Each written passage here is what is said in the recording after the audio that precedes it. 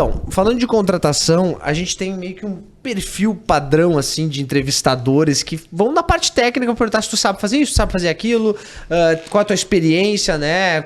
E como é que um entrevistador, uma pessoa que está tentando encontrar alguém ideal, pode fazer perguntas para analisar o comportamento, ou de que maneira a gente chega numa análise de comportamental?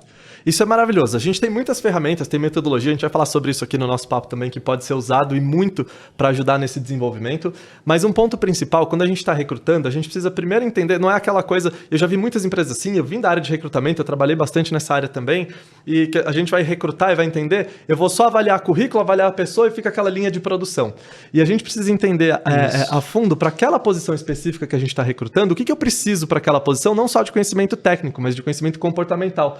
Qual é o comportamento do líder, o perfil comportamental do líder daquela posição e da equipe, porque às vezes eu posso trazer alguém com um perfil diferente para compor aquela equipe, e às vezes a gente tem a tendência de trazer e contratar sempre aquelas pessoas que são parecidas com a gente, né? Então, numa entrevista, antes de começar, eu preciso entender que estilo de comportamento eu preciso.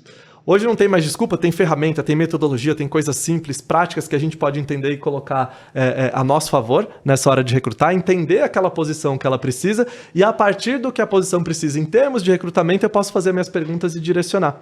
A gente tem uma grande tendência de buscar aqueles estereótipos em entrevista, né? Então, aquela pessoa que fala bem, aquela pessoa que brilha os olhos, que veste a camisa, sabe? Você fica emocionado na entrevista. Esse é só um dos perfis que se dá muito bem em todas as entrevistas. A gente precisa tomar muito cuidado. A gente vai falar sobre esse perfil, é o perfil comunicador.